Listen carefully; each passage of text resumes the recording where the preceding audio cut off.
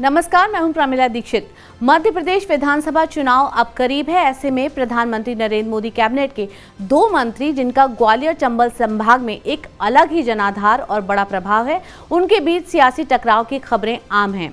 जी हां, हम बात कर रहे हैं केंद्रीय मंत्री ज्योतिरादित्य सिंधिया और केंद्रीय कृषि मंत्री नरेंद्र सिंह तोमर की।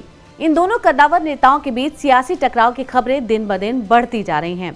ऐसा हम इसलिए कह रहे हैं क्योंकि जहां ज्योतिरादित्य सिंधिया होते हैं वहां नरेंद्र सिंह तोमर नहीं होते, और जहां केंद्रीय मंत्री नरेंद्र सिंह तोमर होते हैं वहां से सिंधिया नदारत रहते हैं।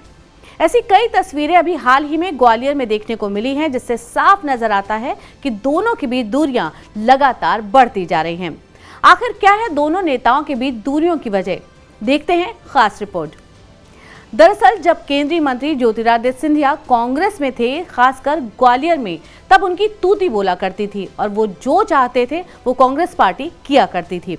वहीं चंबल अंचल के दूसरे बड़े नेता केंद्रीय मंत्री नरेंद्र सिंह तोमर का भी हाल कुछ ऐसा ही है कि इस क्षेत्र में उनका कोई मुकाबला, उनका कोई तोड़ नहीं है।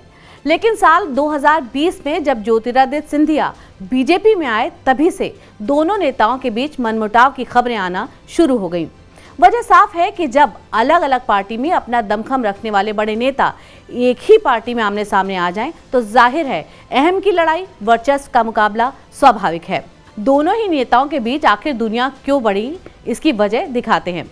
सूत्रों की माने तो साल 2020 में चौथी बार मध्य प्रदेश की बीजेपी सरकार बनाने में केंद्रीय मंत्री ज्योतिरादित्य सिंधिया की बड़ी भूमिका रही थी, जिसके कारण बीजेपी में उनको काफी तवज्जो मिल रही है।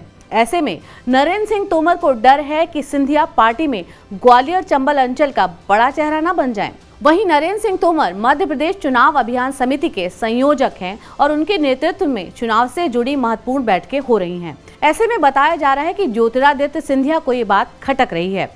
साल 2020 के बाद बीजेपी पार्टी में सिंधिया का कद लगातार बढ़ रहा है। ऐसे में चंबल अंचल में नरेंद्र सिंह तोमर को अपना प्रभाव कम होने का डर लगातार सता रहा है। नरेंद्र सिंह तोमर को ये भी लगता है कि उनके प्रयासों से क्षेत्र में बीजेपी काफी आगे है। ऐसे में चुनावों में वो भला पीछे कैसे रह सकते हैं? दोनों में मनमुटाव की खबरों की एक वजह ये भी है कि सिंधिया ये चाहते हैं कि 2020 के उपचुनाव में उनके जिन समर्थकों को पार्टी ने टिकट दिया था, साल 2023 में भी उन्हें ही टिकट मिले। वहीं नरेंद्र सिंह तोमर गुट भी ये चाहता है कि टिकट उनके हाथ आए। दोनों के बीच कितनी दूरियां हैं, सबके सामने है। हाल ही के कार्यक्रमों में चर्चा का विषय भी बना है। भिंड ग्वालियर में बीजेपी की चाहे जन आशीर्वाद यात्रा हो या फिर ग्वालियर में मुख्यमंत्री का बड़ा कार्यक्रम, दोनों कद्दावर नेताओं ने एक दूसरे से उचित दूरी बनाकर रखी है।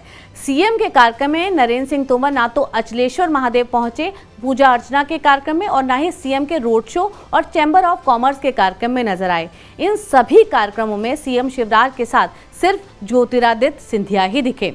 वहीं दगियापुरा में उद्यानिकी मंत्री भारत सिंह कुशवाहा के मातृ शोक में शामिल होने सीएम के साथ नरेंद्र सिंह तोमर पहुंचे थे और वहां पर ज्योतिरादित्य सिंधिया नदारत थे। सिर्फ सीएम के एक मुख्य लाडली बहना सम्मेलन कार्यक्रम में दोनों नेता एक साथ दिखे थे। ऐसे में कांग्रेस भी अब इन दोनों नेताओं और कार्यकर्ताओं के बीच गुटबाजी बढ़ने का आरोप लगा रही है और कह रही है कि पार्टी में सबसे ज्यादा फूट ग्वालियर चंबल अंचल में ही दिखाई दे रही है। ऐसे में ग्वालियर आई जन आशीर्वाद यात्रा भी बाहरी नेताओं के भरोसे ही नजर आई।